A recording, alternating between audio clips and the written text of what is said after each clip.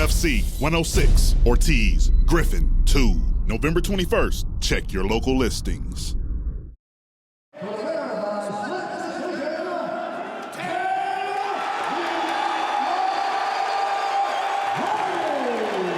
look back and you said, I should have done this, I should have done that. I know Dan Hardy's doing that too. You know, he already said that, you know, that was a poor performance that he thought on his part. You know, the had to add in that I thought that that was the best Marcus Davis that I will ever be or has ever been in the octagon, which, no, he'll, you know, everybody will see that, you know, come Saturday.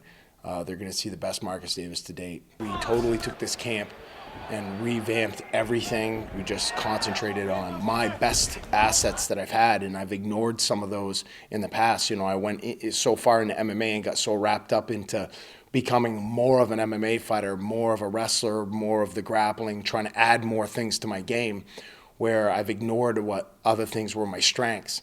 And that has always been, back in the day, was, you know, speed and head movement and my footwork. And, you know, my footwork's always been there. I used it in Chris Lytle and with Paul Kelly.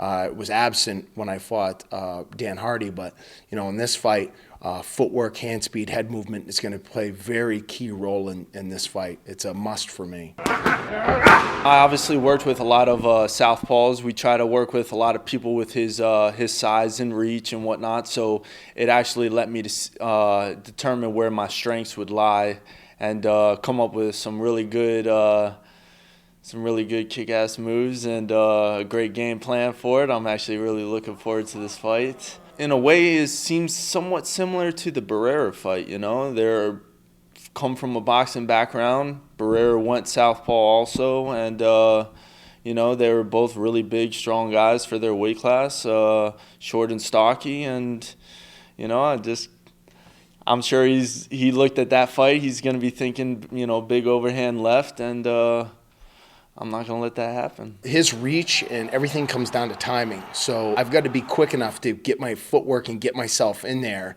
and let my hands go.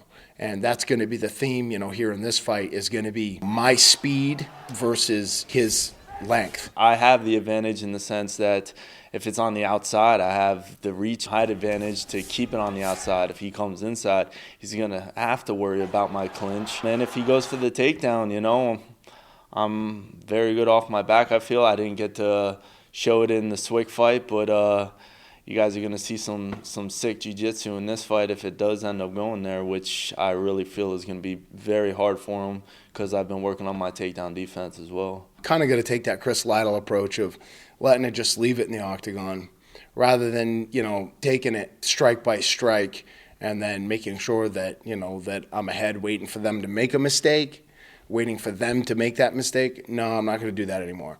I'm going to go out there and I'm going to make things happen. You know, I'm going to go out there and I'm going to force that tempo and make those mistakes happen rather than wait for them to happen. UFC 106, Ortiz, Griffin 2, November 21st. Check your local listings.